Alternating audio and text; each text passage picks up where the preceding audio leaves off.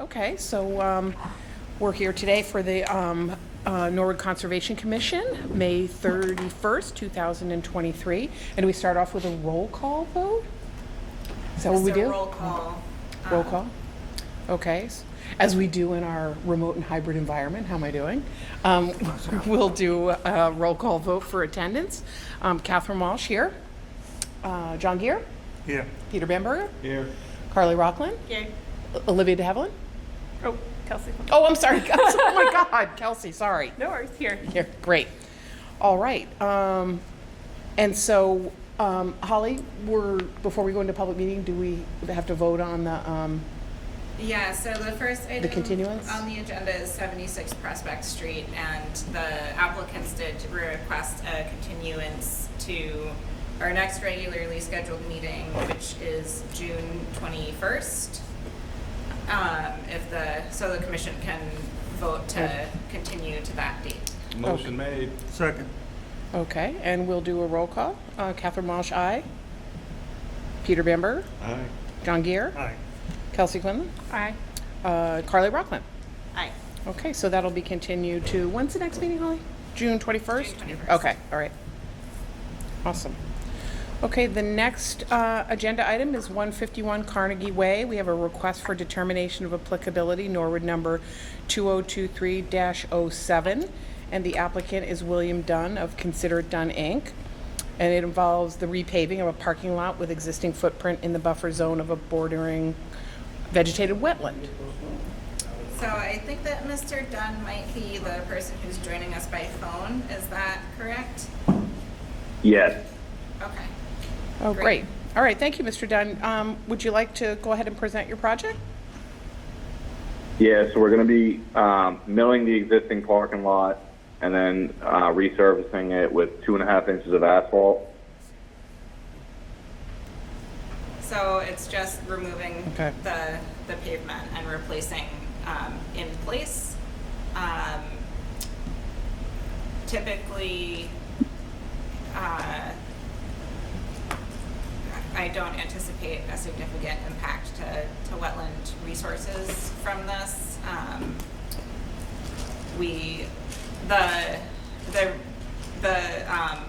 Recently before us, 115 Norwood Park South was similar, and we had them file an NOI mostly because it was after the fact, and they hadn't come to us beforehand to be able to make sure that everything was sort of proceeding according to plan. So I would recommend issuing a negative determination of applicability for this, assuming that it is not likely to impact wetland resources any more than the existing conditions, so long as erosion controls are installed before work commences, and there's no stockpiling of materials that are not stabilized overnight. Okay. Any questions Yes. before we make that motion? The footprint is remaining the same. There's no increase in footprint, correct? Yeah, correct. I mean, we've done these many, many times over the years, and as long as there's no increase in footprint and the controls are in place, as Holly mentioned, to me, I would make a motion to issue a negative determination. You guys all set with that? Okay. Can we have a second, please? Second. All right, great. As we've done in the hybrid and remote environment, we'll go around and take a vote. Catherine Walsh, aye. Peter Bamberger? Aye. John Gear? Aye. Olivia de Havilland? I just did it again. It's okay. Oh my God, I'm sorry. Kelsey Quinlan? Aye. Carly Rockland? Aye. All right, so that's approved. Thank All you. right, so Mr. Dunn, Thank you. I will get that negative determination to you hopefully by the end of the week. And you'll be able to start the project. Awesome. I appreciate it. Thank you. Great, thanks for being here, Mr. Dunn. Okay, next up is 1 Moderna Way. We have a notice of intent, Norwood number 2023, DEP number 2510545, and the applicant is Matt Ross from Moderna Thermatics, Thermonetics? Therapeutics. Thank you. And Representative David Mackwell from Kelly Engineering? Good evening. Good evening. Thanks for being here. Madam Chair, or however you'd like to be addressed. Members of the Commission, concerned parties in the audience, my name is David Mackwell with Kelly Engineering Group. We prepared the notice of intent and the plans associated with the NOI. Just one small procedural item. Here are all of the white slips from butter notification. I have them scanned as well if you'd like those scanned copies. And do you have the Yes. presentation slides? I also brought a thumb drive of other documents if we need them, I have them. but you probably have them as well. Screen sharing.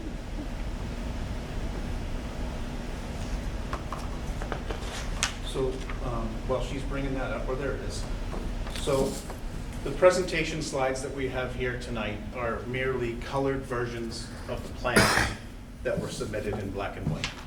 And they're portions of the plans as they relate to work close to the wetlands and within the wetland resource area buffer zones. So the project really encompasses the entire Moderna campus. The Moderna campus has become kind of the whole Upland Woods and Investors Way, Forbes Mansion campus, all owned by Alexandria Real Estate Equities. Short of the residential development that also had some permitting on this board a few years ago. So the Moderna campus is surrounded in all of the green that you see, and it's about 144 acres of land. It includes 4 buildings on the land. Addresses have gone back and forth for years up here, but they've kind of settled into renaming the road systems Moderna Way, and the buildings are 100, 200, 400 Moderna Way, and then I think it's 10 or 1 Forbes Drive, which is the old Forbes Mansion. So the project that was filed is kind of the second phase of a security project. The first phase of the project was to install perimeter fencing around the entire campus, which that notice of intent was filed in, I think, July or June, and it was approved last summer. And that was DP number 0538, 2510538. That project also showed some temporary fencing to go through some of the parking lots in these secured entrance points, where Moderna, working with their security team, we had to design new guard shacks and new entrance points. So they had put temporary fence across there to secure the campus. So the majority, or if not all, of the security perimeter fencing was completed. And now we're kind of back for phase 2 of the security project. And that includes doing a few things. The first thing is we're going to construct 3 secured entry points. This is the campus here. We have Upland Road down here. I think this is Moderna Way now. Here, it used to be called Upper Road, Plantingfield Brook Way, all kinds of different things. Residential projects is over here. So we're going to put there's an existing unmanned gate here that is just a card fob. That's going to be replaced with a guard check and a turnaround. That's part of the project. However, that particular area isn't within Concom jurisdiction, so we won't focus on that one too much, but it is part of the plan set, it is part of the project. The second part of the secured entry point is what we call Gate E, which is located here as you come up the road and it turns left and there's an intersection.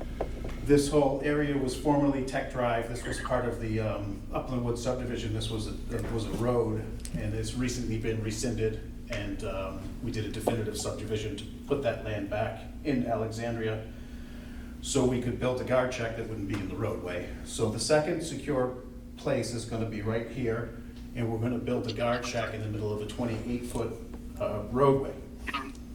The third place is off the old Investors Way, which is now called Moderna Way as well. Up at the top of the hill before you get to the building is to install a significant security entrance and exit points. There'll be 2 exits. This point here up by Investors Way, or 400 Moderna Way, is going to be the primary entrance to the campus for a lot of employees and all visitors and all trucks. That leads me to the third piece that we're doing here with this notice of intent, is they want to create a definitive truck route, starting at this point when we get to the top of the hill and coming all the way back to the back of 200 and 100 Tech Drive. This is all through the existing parking lots, but we're going to make minor improvements along the way to make it wider and to do that. So there's one more piece to this, because this is the security and truck improvement project, is to install security cameras and call boxes throughout the entire campus. So those are covered on separate sheets, and we'll go through some of those individually. When we filed the NOI, there was one more piece to this, and this was a fire access drive. The commission may remember the biobanking project that recently came before the commission a few months ago, which is located at this part right here of building 400. Now that particular project, while they were doing that, we were talking to one of the coordinators, said, why don't we just try to permit this fire access now? You're gonna be filing an NOI. I think originally they didn't plan on filing an NOI for this, but we had folded it in a few weeks ago. That design team, which is a different engineering firm, kind of said, you know what? We've been working with the fire department on this. Please just take it off your plan, and we're gonna file a separate NOI. So I've updated some documents. They're fairly minor, but we are no longer permitting the fire access drive as part of this notice of intent. We've removed it from the plan set, and I've updated the impact sheets. We were gonna do it out of porous pavement. I think they're gonna use pavers, and that'll be presented to the commission in the next month or so. So in a global sense, that's the whole project. And then we have to deal with the particulars, and I just colored some of the things. So what we see here, the campus has multiple resource areas. Everywhere that you see in this light pink color is either a wetland resource itself and or the buffer zones associated with the wetland resource, including riverfront. So you can see in the center of the campus, there's the planting field brook, that's riverfront area, 200 feet on both sides. In addition to that, there's BVW associated with that pushes it out. So the riverfront line is not necessarily the most exterior line in all of up through this area. There's a lot of BVW. Within the BVW, there are likely intermittent streams. We did not identify every single potential intermittent stream when we had Ecotech define all of the resource areas within the campus. They went to the outermost and said, ultimately, each BVW probably has an intermittent stream somewhere within the wetland area. There's one other resource area that's recently come up that was not identified when we filed the project last summer, and we had a resource evaluation done by Ecotech, and that it was a potential vernal pool, which has now been, through the biobanking project investigation, I think they investigated a vernal pool. That's located over here, and it is shown on the file documents. However, now that we're not going to be doing the fire road, we are not going to be in the 100-foot vernal pool undisturbed buffer area, UBA. The local bylaw has a vernal pool jurisdiction similar to the 25-foot undisturbed buffer area. So our original filing did include the fire road and had some impacts associated with that. We've removed those from the summary charts. So this is the global view of the whole project. And as I'm just going to go through each piece and hit on some of the impacts, mitigation, and associated things that relate to permitting this project. In a global sense, the good news here is we're kind of rearranging pavement in multiple locations. It's a net reduction of pavement to do this, and we're losing, 400 parking stalls as well. They don't need the parking. Safety is very important to them. They're defining that truck route around the back to make sure that pedestrians don't have to go in between the trucks. People do a lot of walking on the campus.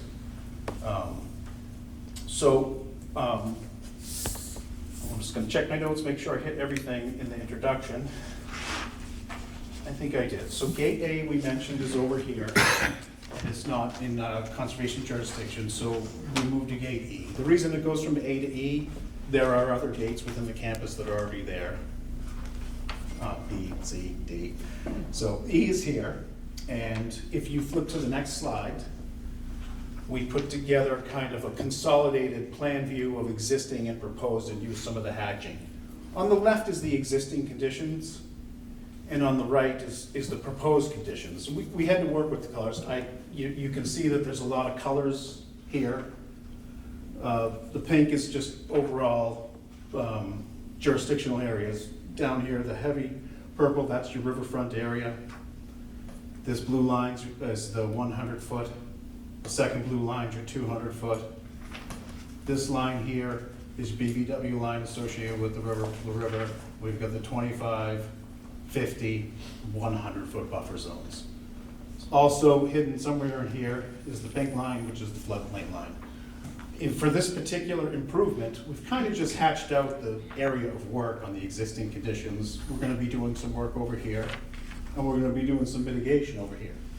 So the mitigation, really the crux of this particular improvement is we're gonna take an 8x8 guard shack and place it directly in the middle of the existing roadway and kick out the pavement on one side about 4 feet, and then reconstruct a sidewalk on the opposite side.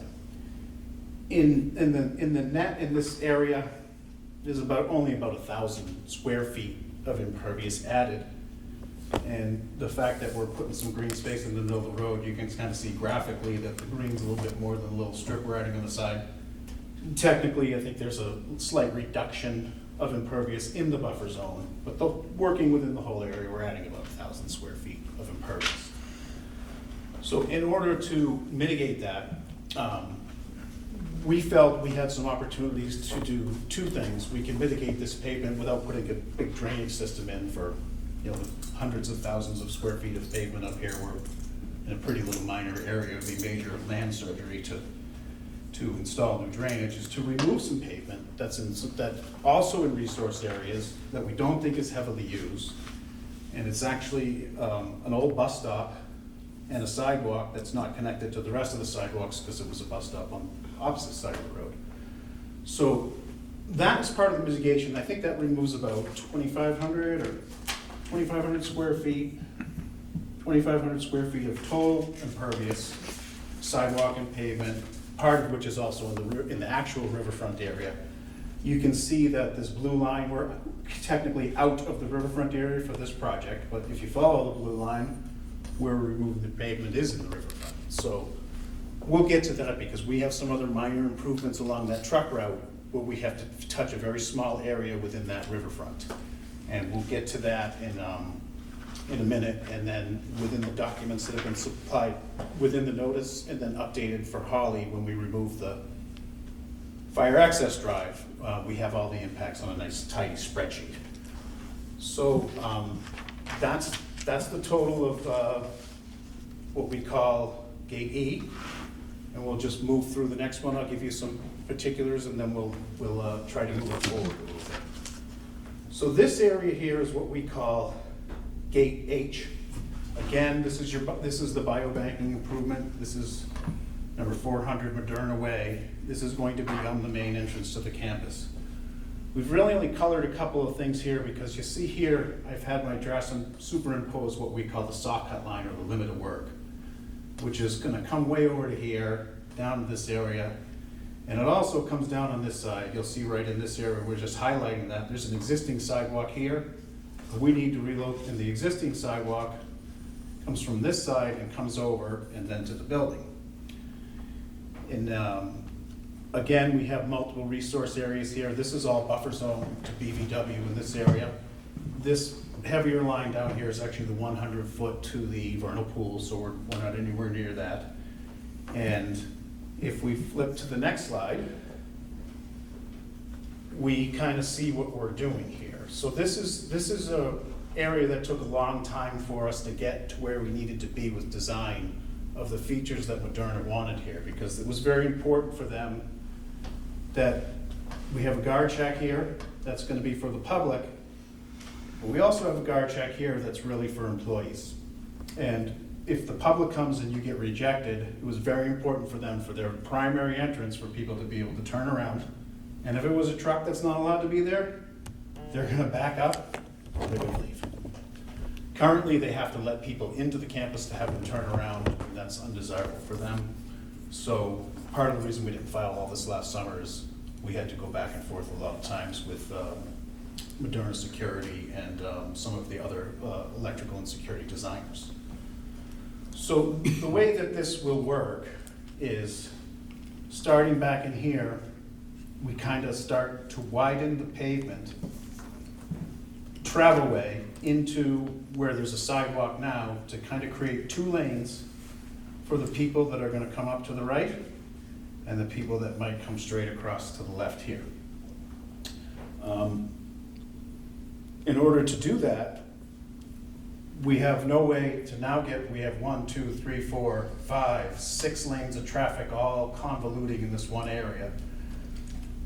We couldn't really figure a way to get the pedestrians back, so we found a way to come back to where we start the project. We relocate the crosswalk, and then we connect it to the existing crosswalk here. So you can see the little impact chart there. I can read you some of it, but in the crux of this whole area, we're adding a significant amount of green space, as you can see from all the green here. As we chop up the parking lot, we don't have anything left to do with it, might as well put landscaping in.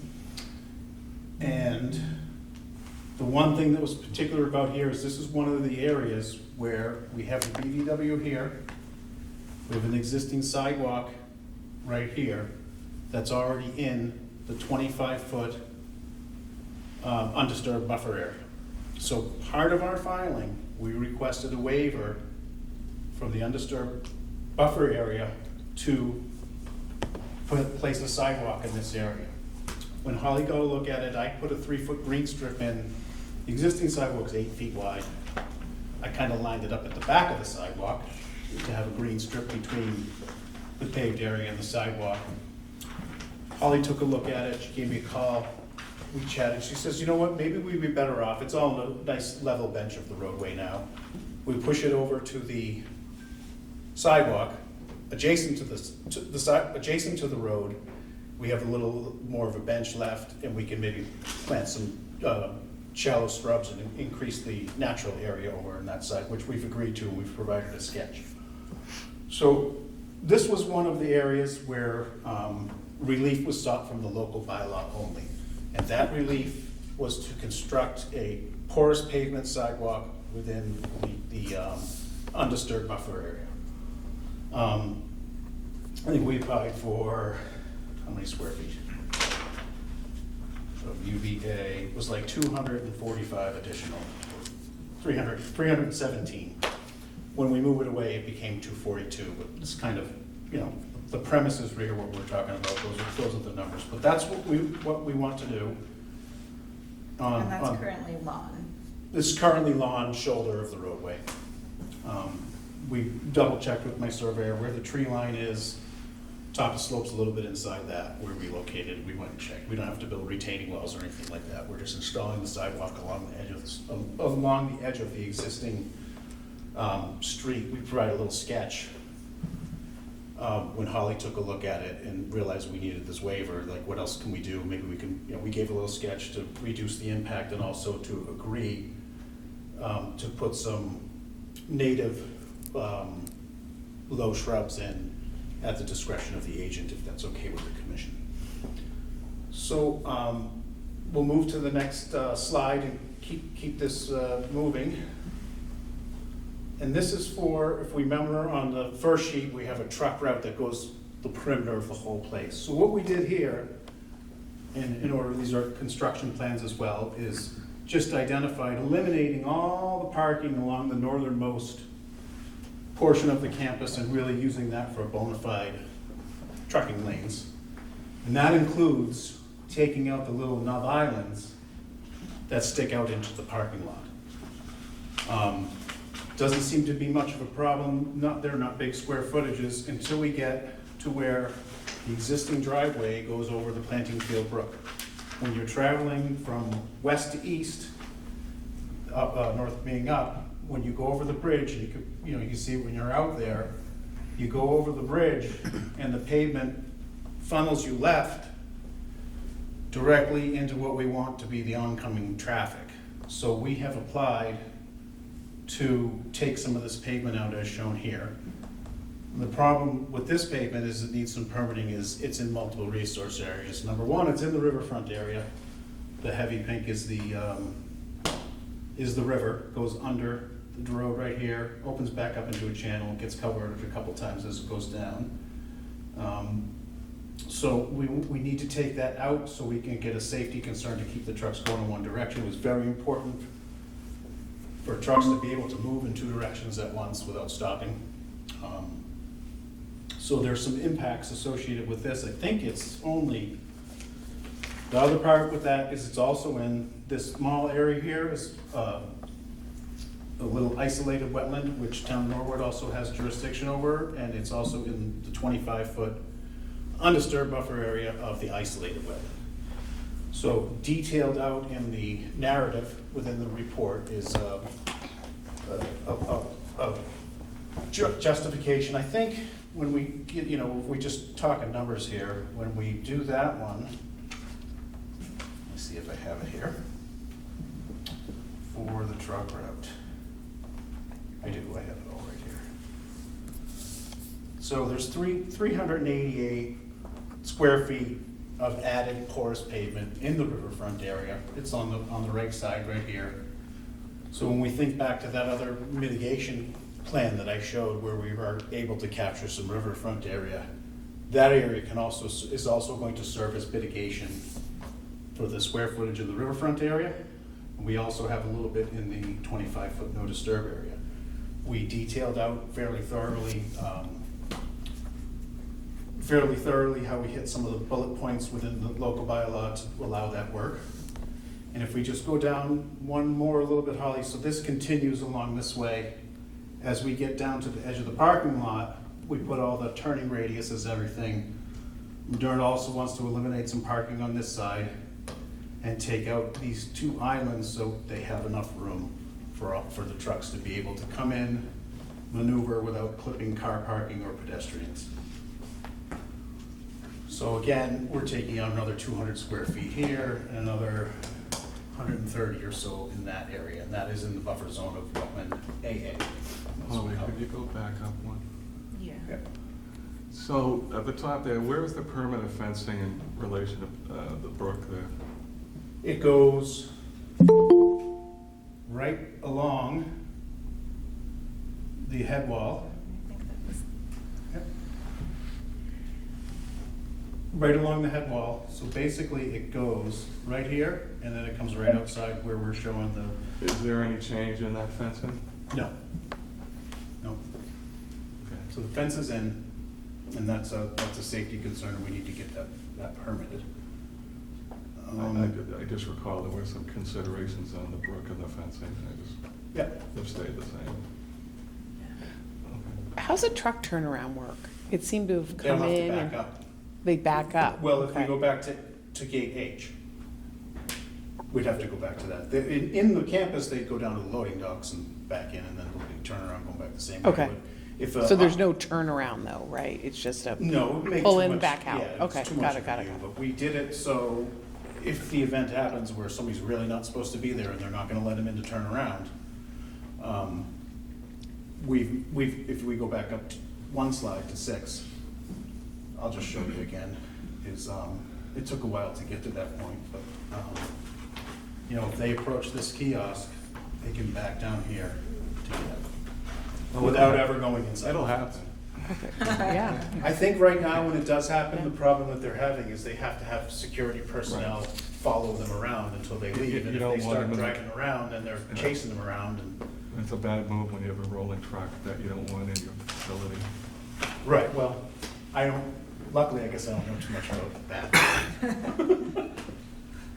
Actually, I've got a question also. When you were talking about removing the grass strip from between the sidewalk and the roadway Mhm. and putting it on the other side of the sidewalk. So there's more greenery on the bordering vegetated wetland side.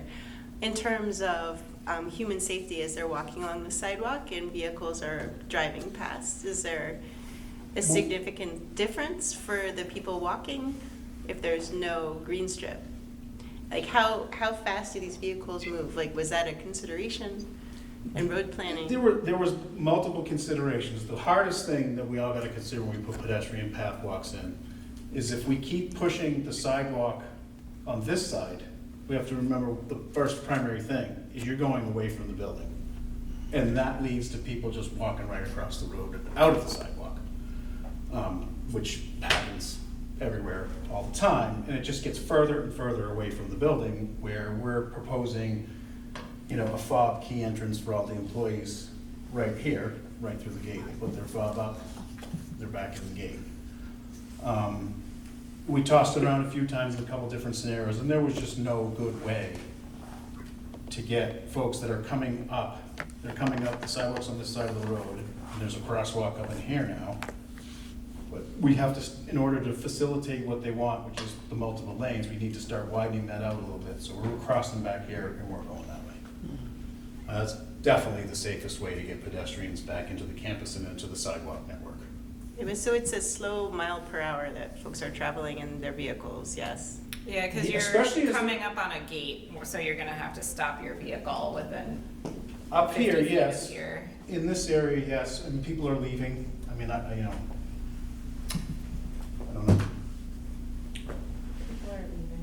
No, well, when the gate opens here, it's automated. Do drive by that loop, that gate's open, these people will be accelerating. Employees, probably mostly. Yeah. Thank you. I wouldn't anticipate the trucks to be accelerating too much, because they might not be there all the time, but people that are working there every day, coming in and out. We felt that was the safest way. We felt the waiver was the way to go, and we've applied for it. We've laid it out in a detailed narrative. So Carly's question is, do you feel that there's a difference in safety from moving the sidewalk closer to the street? No. Okay. But one of the reasons that I had done it, I laid it out. I wanted to line up, it's an 8-foot sidewalk that's there now, I just put it at the back end. There's no problem pushing it, making it a 5-foot sidewalk adjacent to the road. Yeah, I don't think there's a significant, I don't think there's a significant difference. Thank you, though. I think I misinterpreted your question. I apologize. Thank you, Holly. So there's one more piece of this that I mentioned at the beginning, and we do have one more slide. If we go to 6, Holly.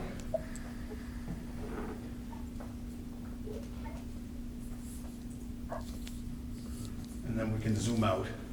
This is what we call on our site plan is the conduit routing plan, a schematic plan to connect all of the security cameras and call boxes that are gonna go everywhere back to the main hubs in the control rooms, which are here and here. And this is just power I think they're getting from these, but the security control points are, believe, and Luke can correct me if I'm wrong, here and here, I apologize. I got into it right away. And I didn't introduce Luke Chikisi. He's the capital improvements manager for Moderna. He's been working hand with me, and I didn't introduce him at the beginning. We know Lou. We know him very well. Okay. I have to fall on the sword for being rude. No. Usually, probably at the top of my presentation is introductions, but we got into it a little quicker than I thought. I thought there was going to be a big hearing before us. So here we've laid it out and we've provided the commission plans because this is going to require trenching everywhere.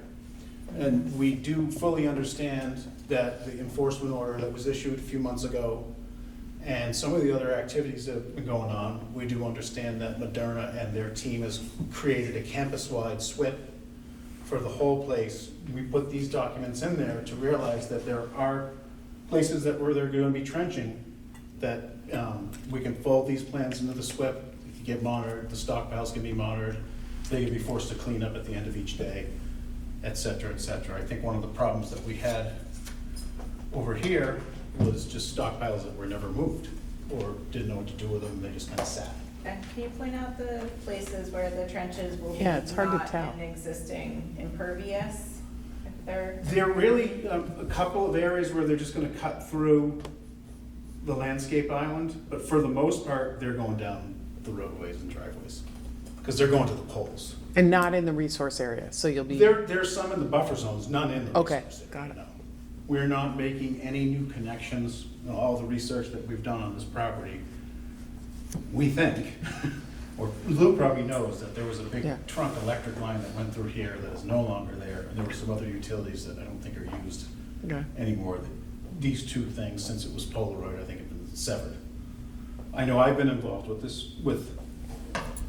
this side of the project since 2003, when Camp Nelly bought it. And this is the new piece for us, is Alexandria brought this on, and when Moderna started gobbling everything up, Alexandria bought the whole place, and then brought that on board. But we don't see any need to put anything in the resource areas. So everything's gonna go to either, I think there might be a couple locations where they'll have to put a new pole up, but it's right, right next to the pavement or in the pavement, where they want a So feature. the abandoned duck banks that you just mentioned, were they removed or are they just capped off? Capped off. Good. Yeah, Okay. I don't really know, but we were trying to figure out if we needed to, there's been a lot of scheming on this property, but, yeah. That we're investigating a bridge from one building to the other, all kinds of things, so. But one step at a time, this is where we're at with the security project, and, I think Lou and the team are getting ready to go. They've got DC Beam on board to general contract the whole security project, which is, it sounds simple, but I'm sure it's a lot more complicated. I saw the electrical engineering drawings, a lot of wires.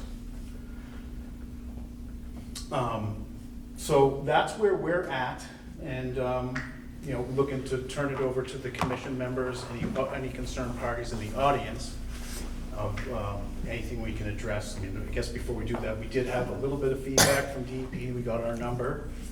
The reviewer had one question about isolated wetlands.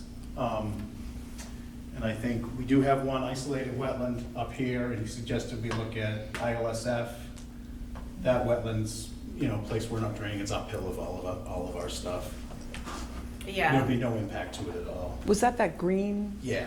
delineated Right. area that's outside the fencing, right? Yeah. Okay, and you're not, Also in the riverfront area. okay, and you're not impacting that as part of this? No, it was identified as isolated because it closed out in itself, and there was no hydraulic connection Great. to the river, so they called it isolated.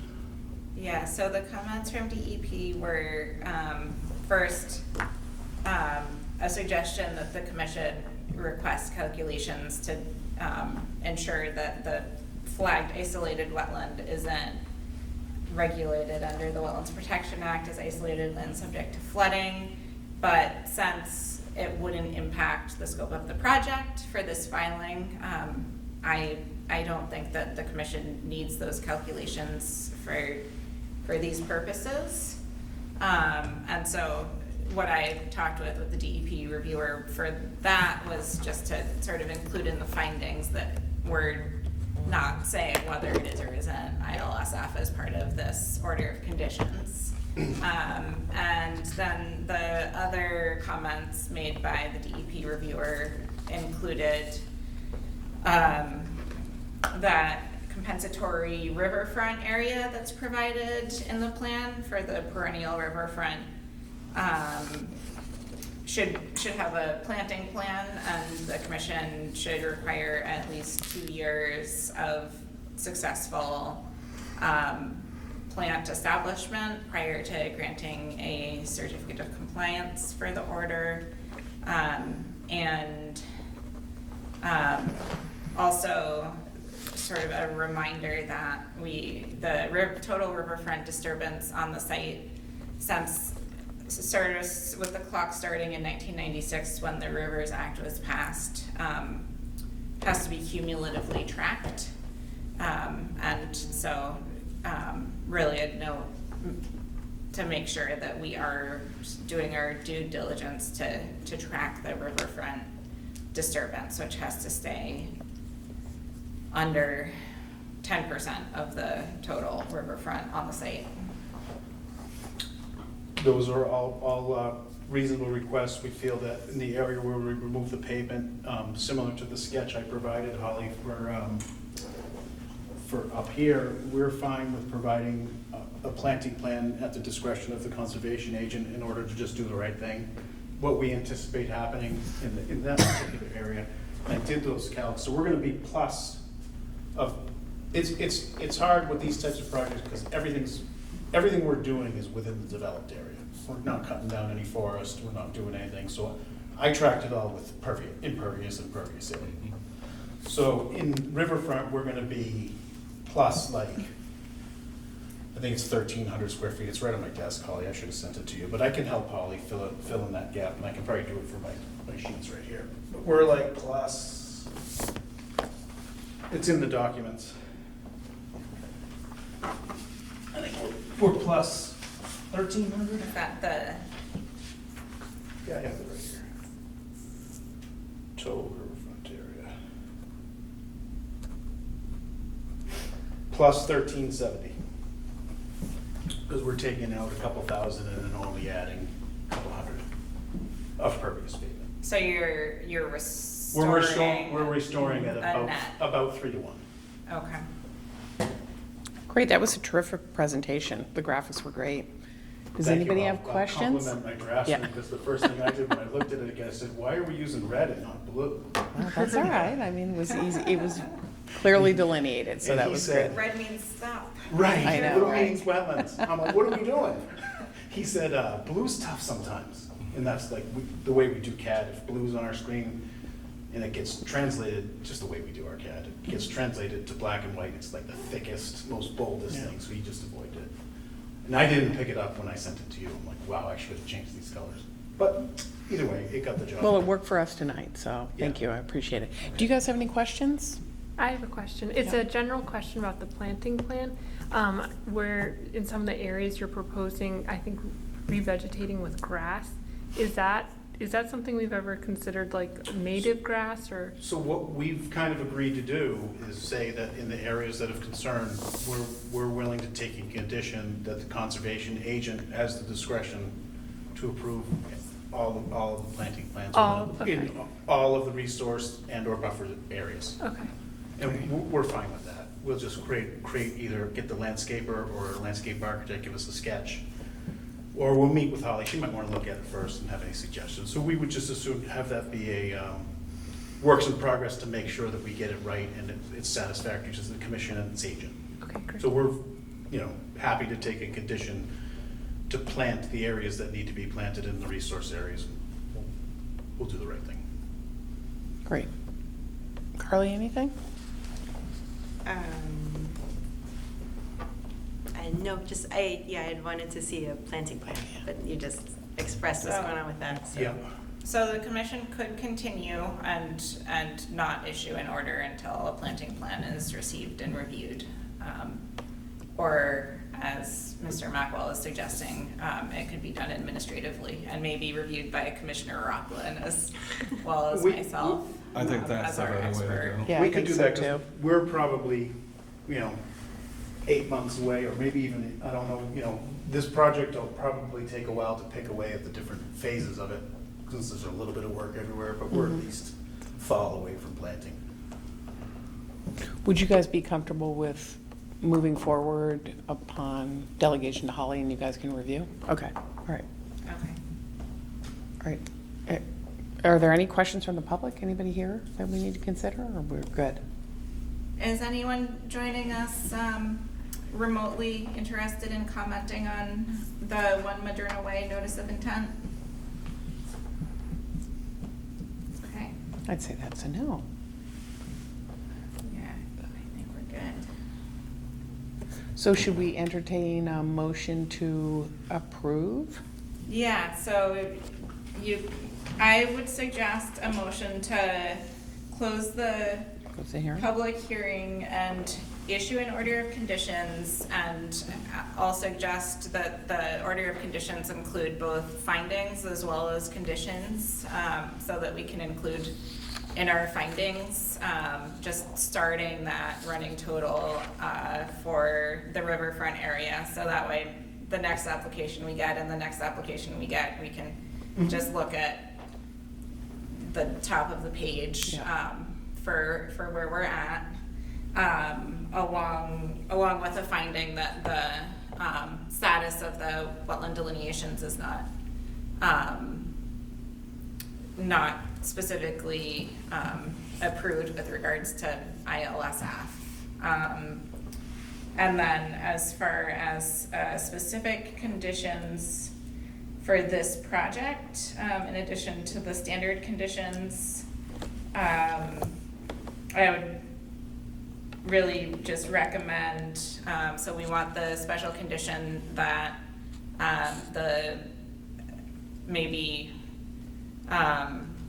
the project not commence before a planting plan has been received and approved by the commission or their agent, and I will certainly lean on Commissioner Rockland if she is so inclined, and then further that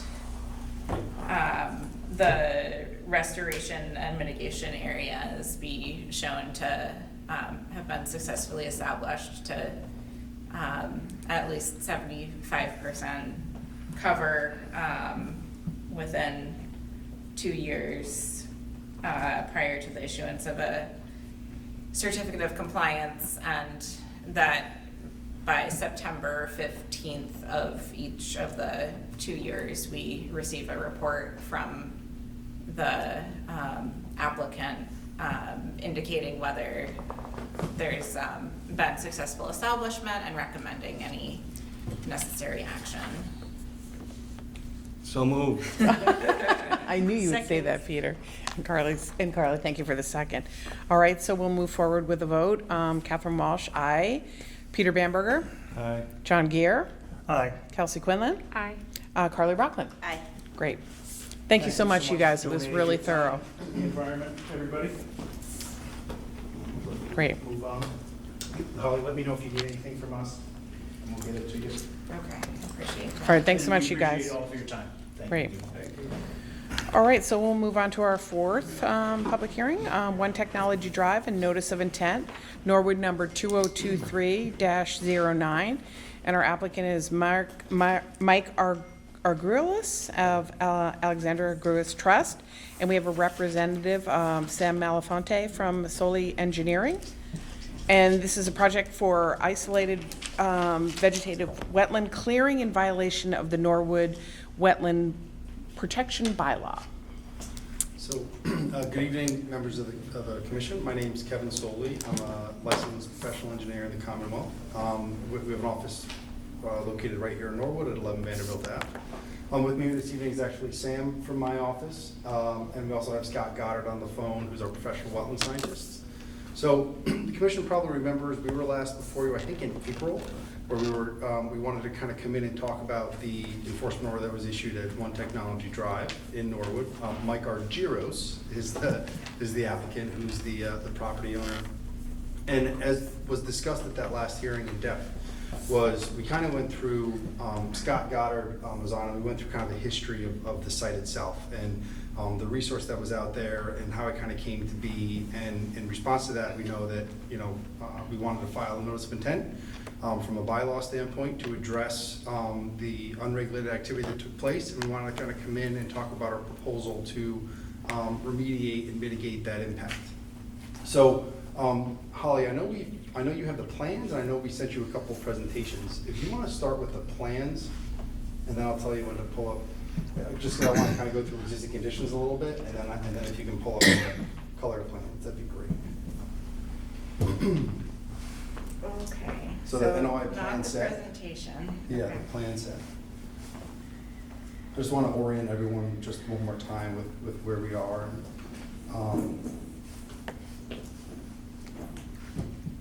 So So we can go to the second sheet.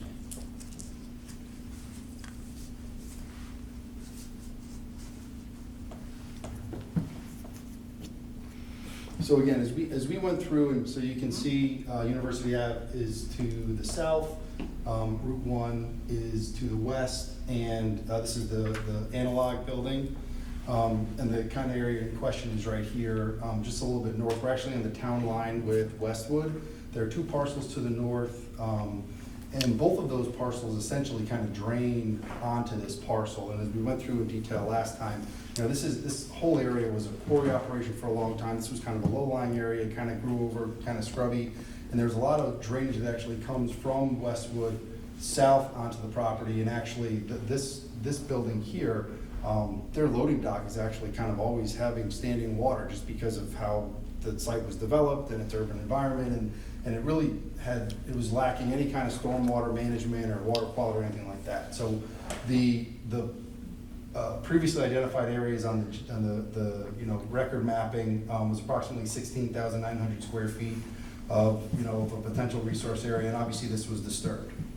So this was actually a survey done of current conditions as part of our NOI submission. So this kind of reflects the work this reflects the condition of the property as it sits today after the disturbance took place.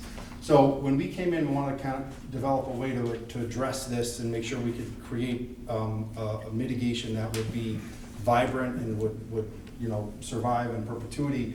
We kind of really had to get our arms around the drainage and kind of where stormwater is coming from, how to handle it, how to manage it, and what we're proposing.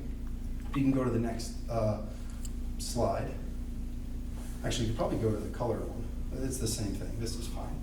So what we want to propose to construct, and what we've included in our NOI, is to construct a pocket wetland system, a stormwater wetland system. This was designed in accordance with the Massachusetts Stormwater Handbook. And what we've been able to do is design a wetland that will function as a wetland. It includes high marsh, low marsh areas, micro pools. We've also incorporated some vegetated swales to make sure that we can kind of convey, manage stormwater through this area into the future. And we can really address a lot of the existing deficiencies that are out there today from water that's running off from the north, and that water is just kind of uncollected out there today. We've included a sediment forebay to make sure there's actually additional water quality measures. That's been sized to exceed the water quality volume requirements. And we have, and the size is approximately 110% of what that previous resource area was. So we wanted to make sure that we were expanding upon it and also creating something that can also function from a stormwater standpoint and actually reduce flows for all the storm events analyzed in accordance with the Norwood requirements and the Massachusetts Stormwater Handbook. Included in the package was a soil erosion sediment control plan, our grading plan, and we also had a very robust landscape plan. And Holly, if you could open up, I think it was presentation slide 2. Right. So this is kind of a blow up of our basin.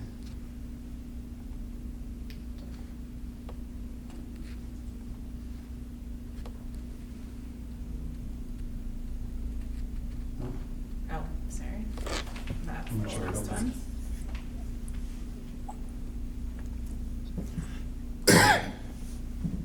There we go. So, Right, but I'm not actually screen sharing that one. Sorry.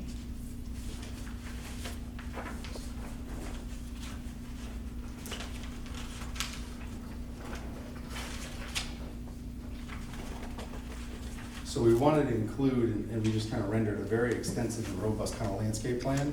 And what we've done and what's identified in our landscape plan establishes, different both seed and plant mixes for the high marsh area, shallow marsh area, and even the micro pool. So we've tried to design something that can be robust and it can serve a much better, higher quality, higher functioning resource than what we believe was impacted.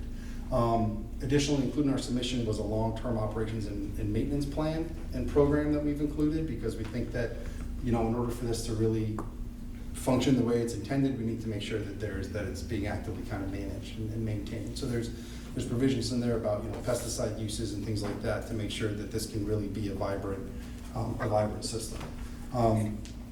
So, I know with that, we do have Scott Goddard on the phone as well. I do believe, I think I saw Elias Katuchis join, who was also representing the owner. But we really kind of wanted to solicit some feedback from the commission and see if we're headed down the right track. Great, thank you. Does anybody have any questions? Carly? I guess I have two questions.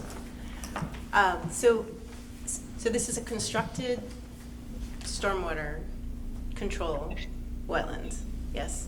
So yes, it is a pocket wetland system as defined by the Massachusetts Stormwater Handbook. So this is different than like a wetland replication, that would be separate? Yes. This is like a stormwater treatment system, like with a sediment forebay and... Well, a traditional stormwater quality basin or stormwater basin wouldn't include a lot of the features that we've designed into this. So the Massachusetts Stormwater Handbook has a number of different, provisions in it and design guidelines for different types of things. They do actually have a pocket wetland system criteria, and that's what we propose to create here. Okay. Okay, it's my understanding that like wetland replication is separate from this, the two different sort of functions. So one thing I noticed, I tend to pay attention to plant species. So in the planting plan, to take out the gray willow, because that's an exotic invasive, so replace that with a native species.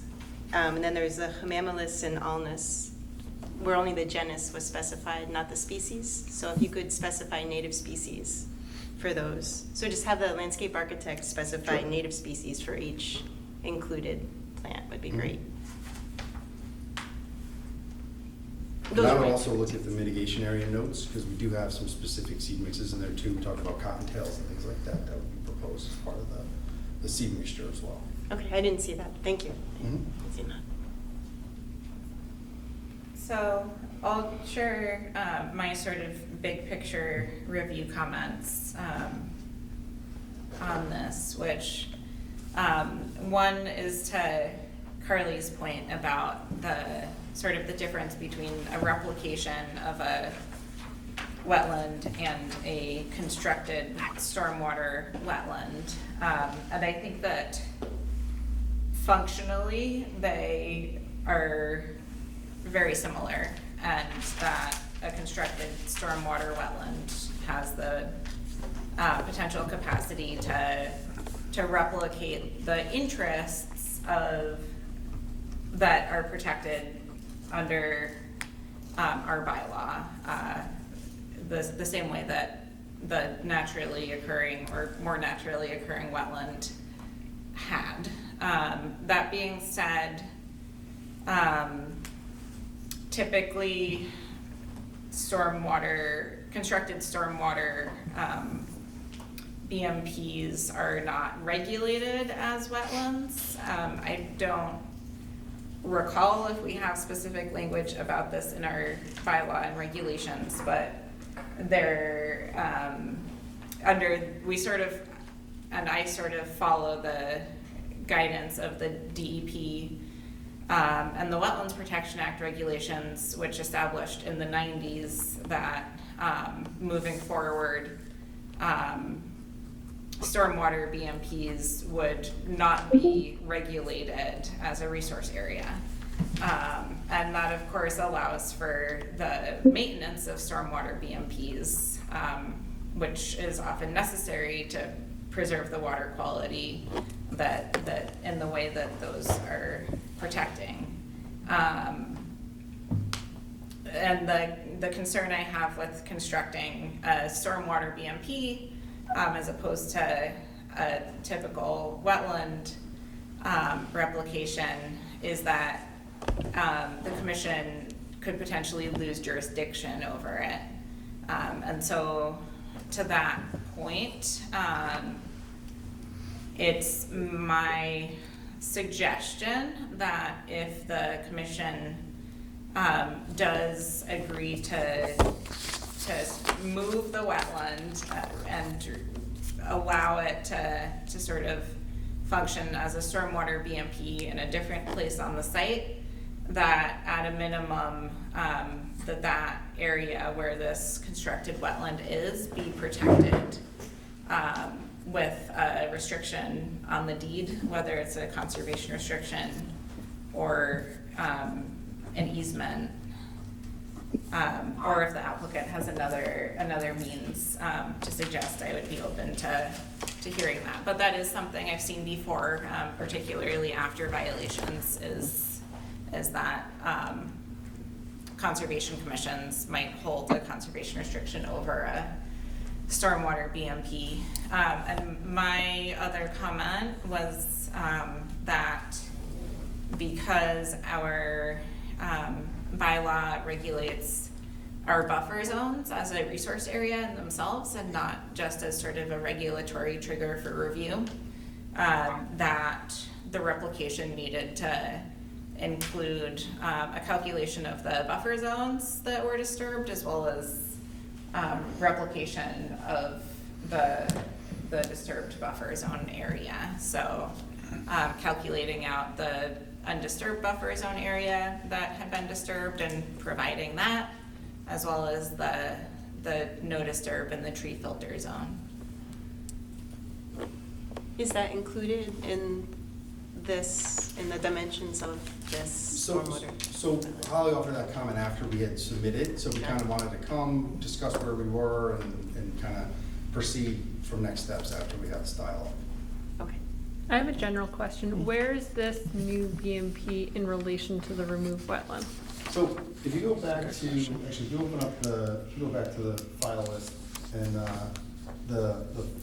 yeah, presentation 1, that's probably the best plan, because it's a larger plan of the area and shows the entirety. Yes, I have to screen share. Jess, that I'm one. sorry, I didn't make it easy. No, it's okay.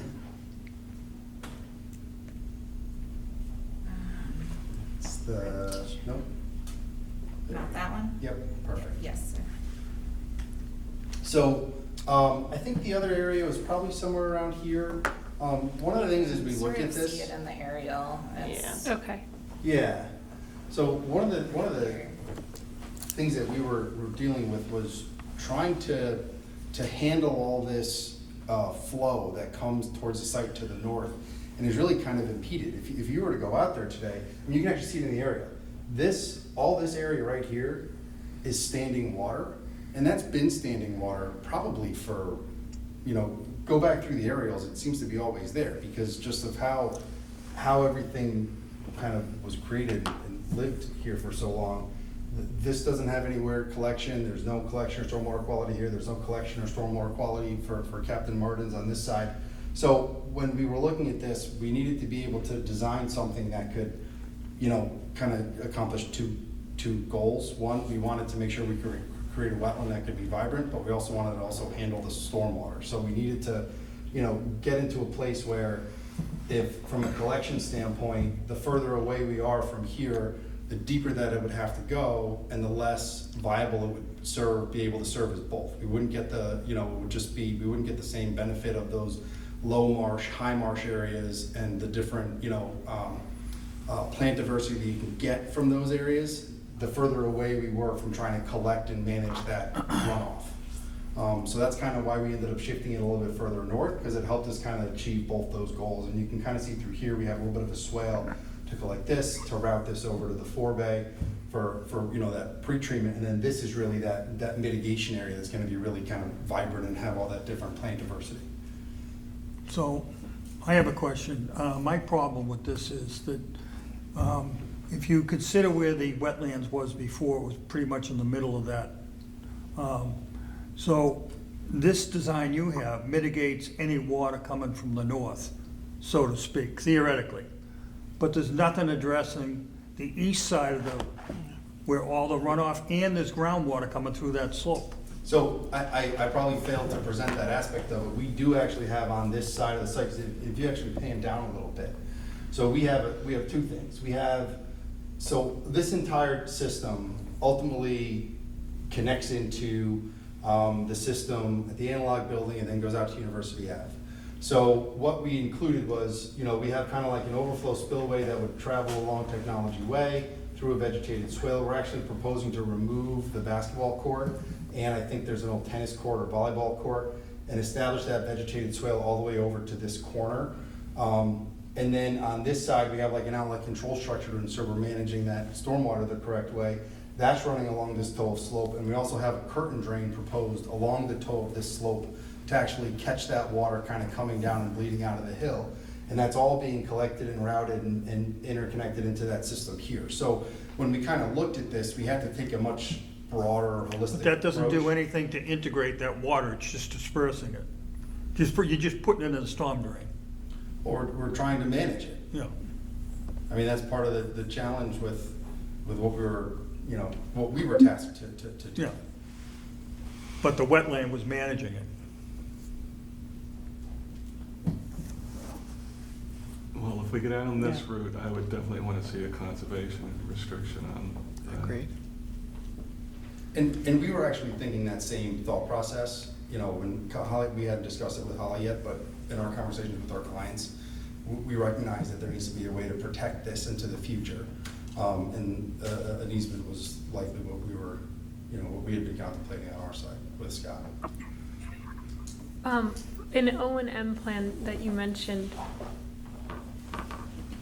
that's more for preserving the qualities of stormwater management in the future, not really like any other benefits that were previously part of a No, wetland? it's also, it's specific for the pocket wetland system. So Okay. it's not like a stormwater basin. It's not just like mowed No, once that's a just year? mow it down Yeah. and scrape out the muck. It's very different because we talk about specific elements that are applicable towards this type of system, and it extends beyond just the maintenance, but it's also like how the rest of the area has to be managed, and kind of to ensure the protection of that and the vibrancy of that for the future.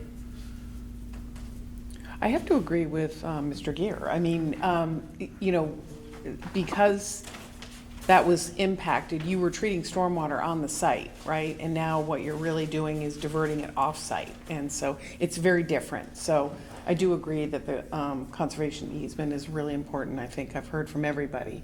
But it's just a fact. You're removing water from the site versus treating it on site. And that's different than what was happening. Well, I think ultimately, it wasn't the water that was there, right? The water that was there was there. So when additional rainfall came, it all went to the same place. It didn't exfiltrate, right? Because it doesn't really provide for exfiltration. It didn't do anything except, fill up and then drain out. So the ultimate water went in the same locations. And that was something we had to look at with our stormwater analysis too, because this was woods before. There was more absorption of anything, but now that it's been cleared, we had to deal with that from a stormwater requirement standpoint, because that's part of the bylaws and the NOI process. So when we looked at that, we tried to create, again, we tried to focus on an area that, again, was larger than what was previously identified on the GIS mapping and stuff like that, but it could actually be something that could be a little bit more vibrant. Yeah. So in addition, and I think Kevin might have overlooked this, in the kind of the southerly corner where the connection is proposed, there's an existing curtain drain that runs to the south of the One Technology or the analog building. And it's more or less kind of an expansion of that curtain drain. I'm actually not familiar with the term curtain drain. Could you explain what that is? There's a detail. Yeah, we have a detail of it. If you went back to the plan set, I think it's the NOI plan set tab. But essentially what it is a stone trench that has a perforated pipe in the base, but that stone trench extends all the way up to the surface, so it's allowed to collect surface water and actually intercept water that may be bleeding in from the side.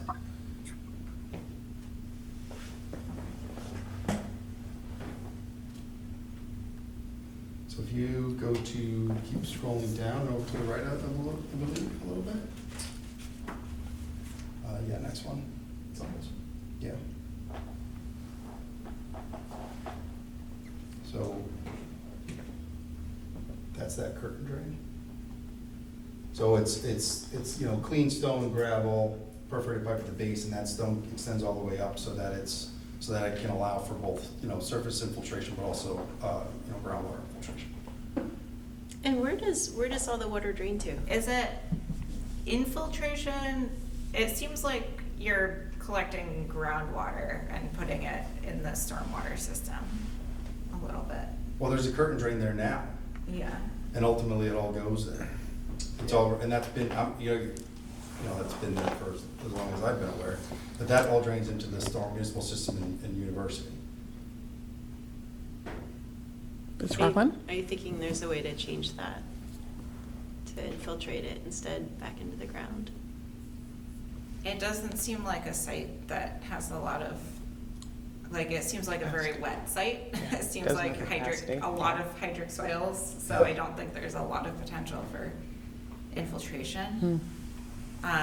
It's also, like, unless we do some more digging, we don't know sort of what the storage capacity was of the isolated wetland previously. Do you have a sense of what the storage capacity is of what you're proposing? We do. I mean, we do have the volumes for the various storm events. It's in our stormwater report.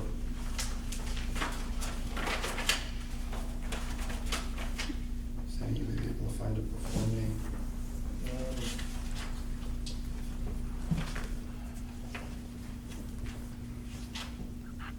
We got all the stormwater filters. We can find the volumes. And Heidi, this is Scott. If I could just jump in for a sec. So I agree with what you said, Heidi, Holly, excuse me, that the site does not allow for a good infiltration because if you remember, this site was all cut into the groundwater table, right? It's kind of like when someone builds a house foundation below the groundwater table. It's like, well, where do we put the water?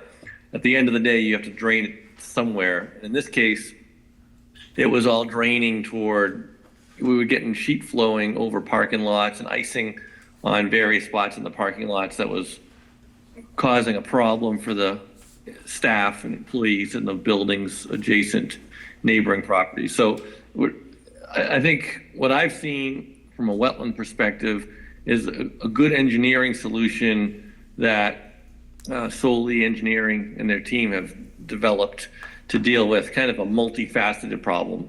It's more than just a wetland problem. It's more than just an abutter problem.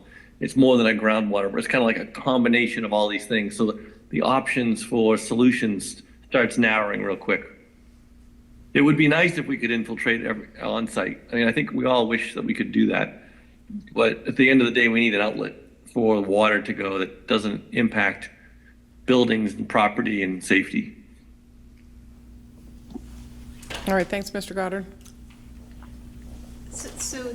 I'm trying to understand this. So, if we are sending the groundwater and stormwater out, like after it's been treated by the pocket wetland, at the north side of the lot, will it in some way get dumped out into the wetland on the opposite side of University Ave?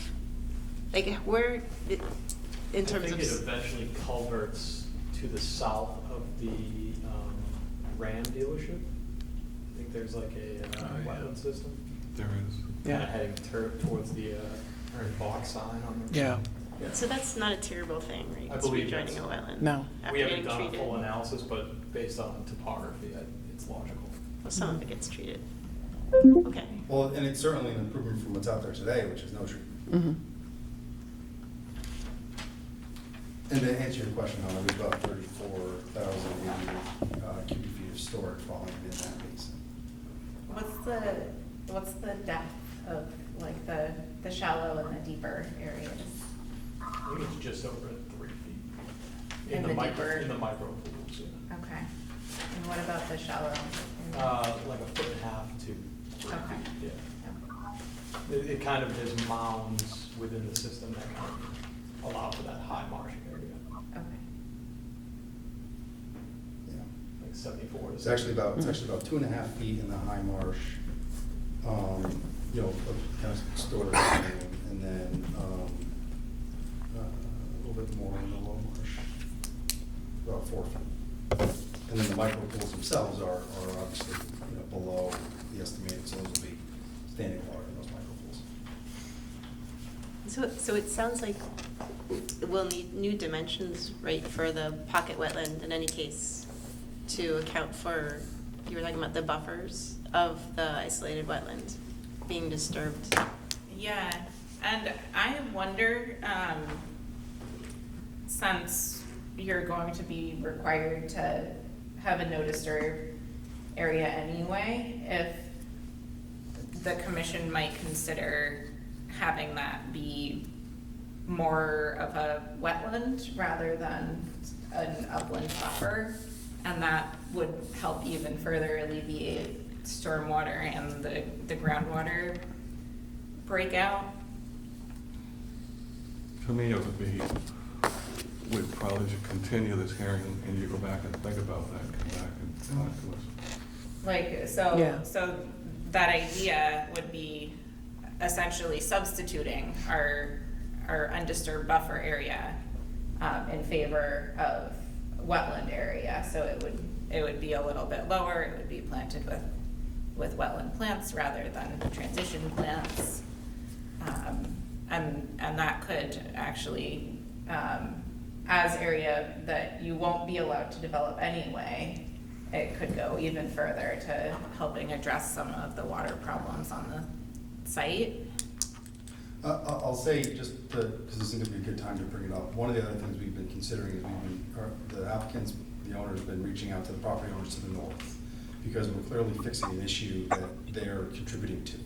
And if you were to go back to the plan, Holly, while the property to the northwest, we're very tight to, the property to the northeast, Captain Martin's, has a little bit more room in here. So we're trying to progress conversations where we may actually even shift some of this onto that piece in Westwood and remove some additional pavement area to actually increase the area. So it's something that we've been actively working on, but we obviously wanted to make sure we had a submission in, we wanted to get it before you. Could you clarify the term shift?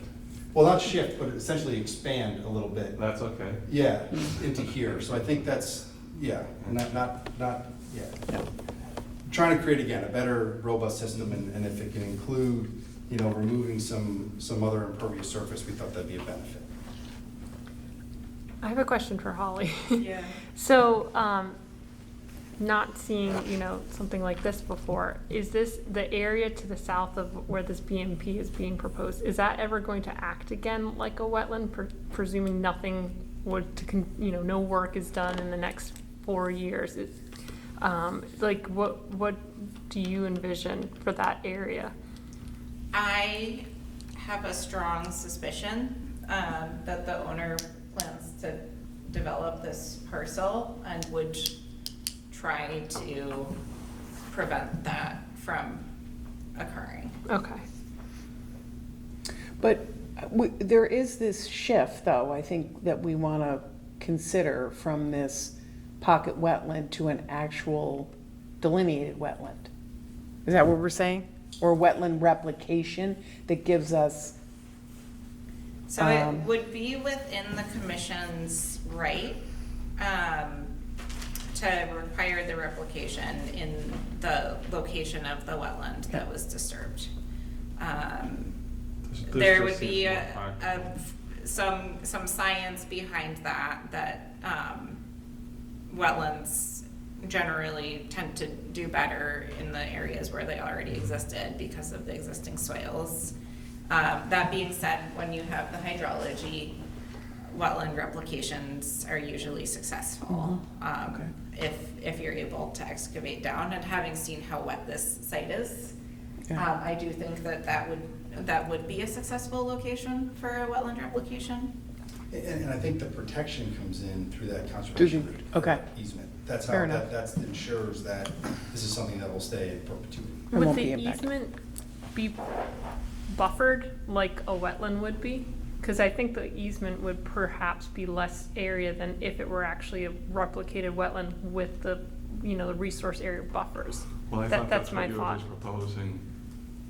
That's a good point. Yeah, so my point was that their restoration plan needs to include the disturbed buffer areas. Which could, if it was but the further suggestion was that we could actually allow like a swap of buffer area for wetland resource area potentially, which would be, I'm sort of interested in what the commissioners think about that idea. That's what I'm suggesting. I like that idea. You do like it, okay. I think it's good because so many of our wetlands have been filled and Yeah. altered, so more wetland is not a bad thing in that sense. So potentially the amount of area that would be not allowed to Protected, be yeah. disturbed anyway, some of that could be added to the wetland system rather than proposed as protected buffer zone. Yeah, we can certainly review it. Okay. Has there been any perk testing on that site? We haven't conducted any, no. So you don't know what the infiltration would be? It's, having been on it, there was standing water under dry conditions when I was out there. There were algal mats. All over or just in that central area? Sort of on the northern half, I would say, and then also continuing, there's currently a trench along the slope side, so continuing along that trench, but really all over, honestly. See, my main concern with this whole thing is, the whole reason we're here is this was a created problem by, basically people developing without foresight over the years. No offense to anybody here, because, you know, it was long before any of us. But, so all the problems got pushed to this site and that created that wetland. Yeah. So now, do we just Band-Aid it? Or do we really try and do something that's gonna be a solution? Well, I consider Holly's a solution. Yeah, I think so too.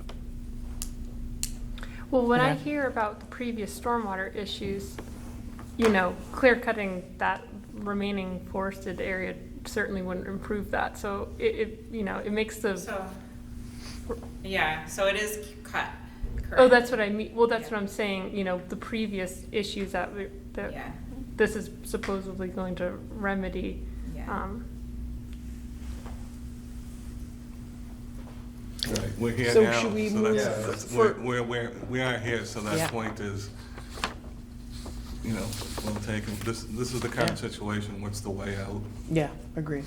So 2 points on, to expand on that are that, I assume that the stormwater calculations that you all have done have accounted for the change in land cover class. It has, yes. And that, we need to see a replication of the tree filter zone, buffer zone, at least as the sort of area under our jurisdiction. Which could be, so again, the tree filter zone is 25 to 100 feet, keeping at least 50% of the basal area of the trees. So it could be sort of less than the 25 to 100 feet, but more densely planted. But So I just have one more question. On the east side of the site, to the east of the drains that you're showing going from the overflow, is that a treat area now? It is, Okay. it's a treat area, it's a pretty steep slope down, but it is Yeah, highly I know, that's vegetated. yeah. And that's, and this would actually be something that we'd Yeah. be looking at, you know, potentially including a good chunk of that in an easement area to really kind of keep it robust, to protect against some of that area. That's good. And I think, you know, the one thing about the trees and that part, that component of the buffer, is I think that we can actually create this to be, you know, kind of especially if we're talking about expanding the buffer, to be more of like a forested type wetland. You know, look at some of those species that do really well in that environment, and that's what we would propose to create here. maybe create micro topography where you can plant on Some hummocks, and and exactly. And we've had actually a lot of success doing that for other projects where we've had, you know, wetland impacts and mitigation areas, and actually we can include maybe at the next hearing some pictures of really good success stories that we've had to kind of give the commission some more comfort on what we're proposing and its viability and success. That's great. So, Holly, are you recommending we should continue? Yeah, Okay. I Yeah. do recommend that. Do you think that 3 weeks will be enough time? I think so, potentially. Let us go back and let us kind of talk it over with our client and with Scott, and then I think 3 weeks we should be, I think we could probably get something in 2 weeks, so it's in a week before, and then we should be able to be back with you. The hearing's June 21st? Yep. Yeah. Motion to continue to June 21st. Second. All right, great. All right, so we'll vote on that. Catherine Walsh, aye. John Gier, Aye. Peter Bamberger, Aye. Kelsey Quinlan, Aye. Carly Rockland. Aye. Great. All right, thank you. Thank Thank you you, very gentlemen. It much. was great. Thank I you. appreciate it. Not the most fun No, it was awesome. project, but it's No. a good, we like fixing problems, so. Thank you. Okay, great. Take your phone.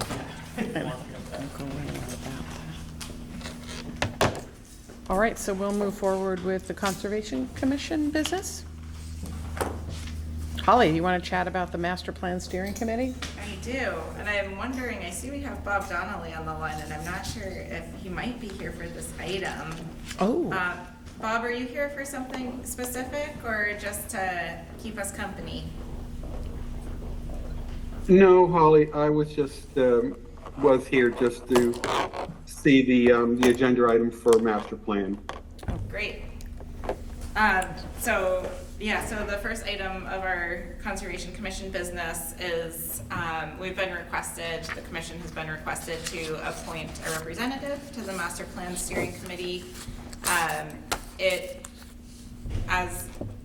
As commissioners probably know, this is going to be, we're estimating about a 2-year planning process with at least monthly meetings. It's planned to be sort of a working committee, and all of the land use boards along with the Economic Development Committee have been requested to appoint a member, and then there will be at-large members as well who are selected from the community.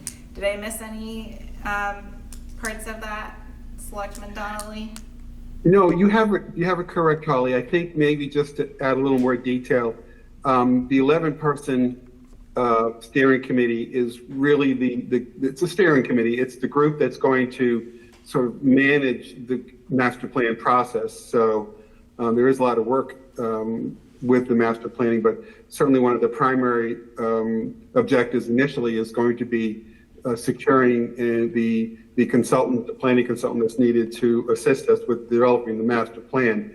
So the initial work of the steering committee is certainly going to be working with town management to develop the necessary RFP to go out to bid, and then to act as the selection committee, if you will, for that consultant. And then, it probably takes us into the later part of this year. And then once the consultant's on board, the steering committee will be working very closely with the consultant to define and put some context around what are the key elements that are going to be included in the master plan. And then going forward, working with the consultant, the steering group will service sort of the working with the consultant on the process for putting forward, collecting the information needed for the master plan. So that's basically the initial purview of the master plan steering group. And as you say, there are 11 members, 6 of whom are citizens at large, and the other 5 is a member of the Board of Selectmen, a member of the Planning Board, Conservation Commission, Zoning Board of Appeals, and the Economic Development Council. that's flattering. We were asked to join. Thanks, Bob.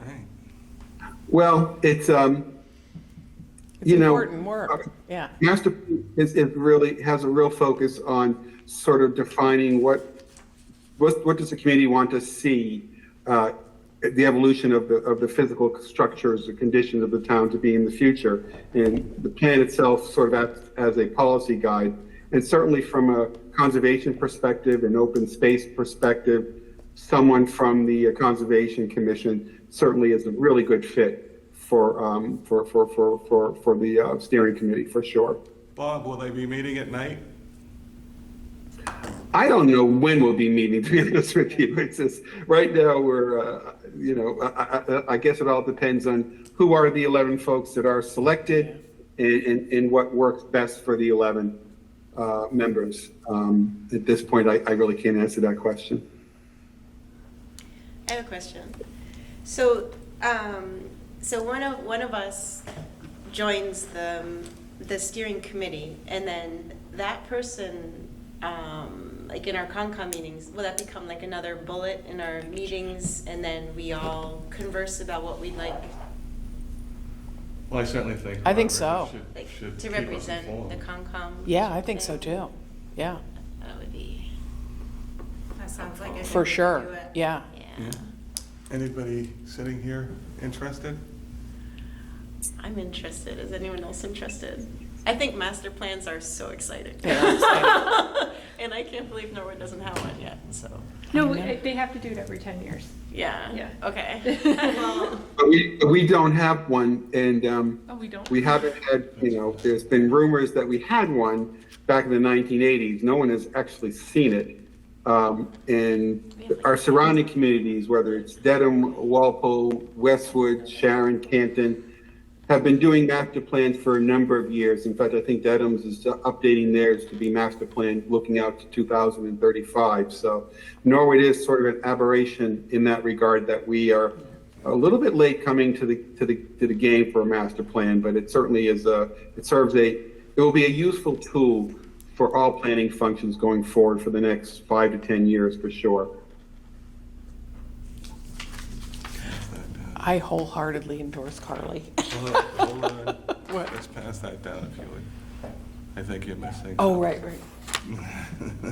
Right? We could.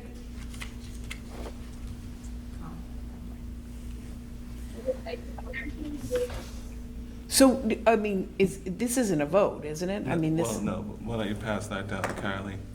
She'll know what it means.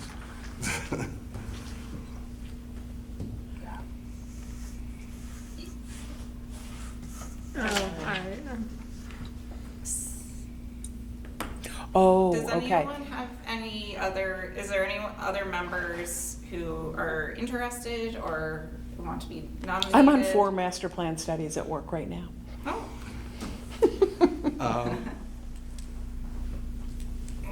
If it comes down to it, I would do it if the meetings were at night, but I have other people here I prefer to take a stab at it if they could do so. who would you prefer? Kelsey. Could be fun.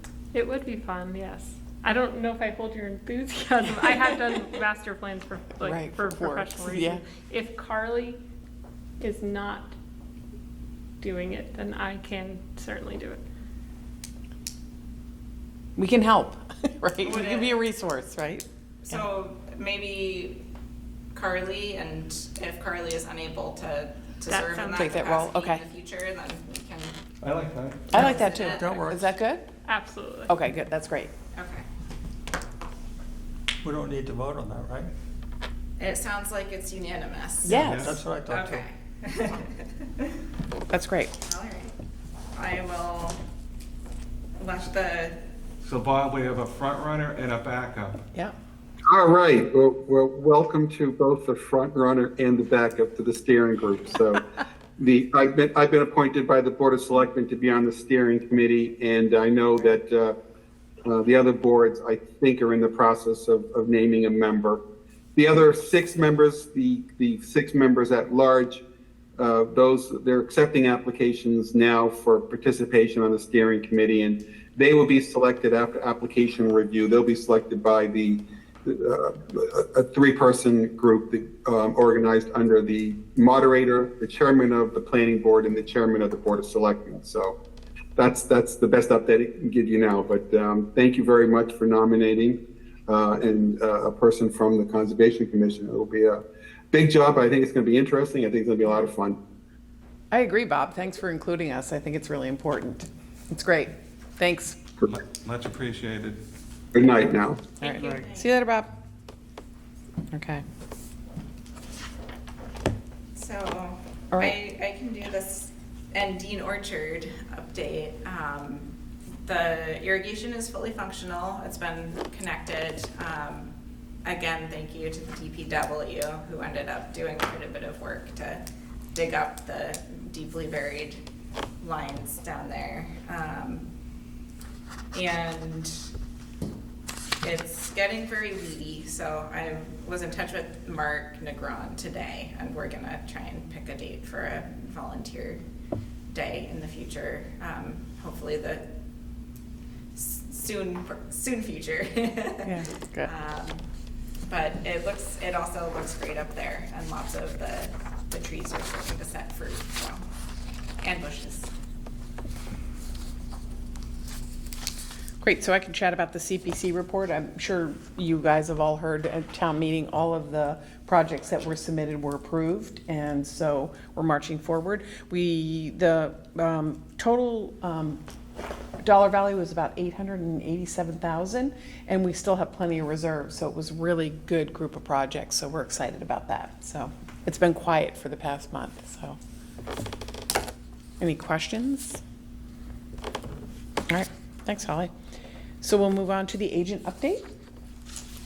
I don't really have anything for the agent update, catch you all up on, except that the agent position has been posted. And I haven't actually had a chance to chat about what the selection committee will look like, but I'll keep you all in the loop. I know the last time it involved several members of the commission, so maybe the same again.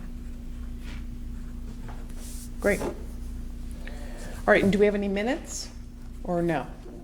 We did have minutes from 4/19? April 19th. Okay. In the spirit of full disclosure, I did not review the minutes. Carly, did you? Yeah, I looked. Of course you did. Do you have any feedback, comments? Page 2, last paragraph, fourth line from the bottom, change NEDES to NIPDES. And page 4, bullet 5, the Ponset Stormwater Partnership, add the word water before quality. That's it. As always, thank you for your thorough review. We're Motion grateful that you do it. We're And grateful. there's been a Motion to change. approve with those changes? Second. Great, and so we'll vote to approve the minutes. John Gere? Oh, Catherine Walsh, aye. John Gere? Aye. Peter Ramberger? Aye. Kelsey Quinlan? Aye. Carly Rockland? Right. All right, great, thank you. Approved. All right, and I believe that was the end of our business. So any motion to adjourn? Right here. I knew you would say that. John? Second. All right. A vote to adjourn. Catherine Walsh, aye. John Gere? Aye. Peter Ramberg? Aye. Kelsey Quinlan? Aye. Carly Rockland? Aye. Thank you. All right, great.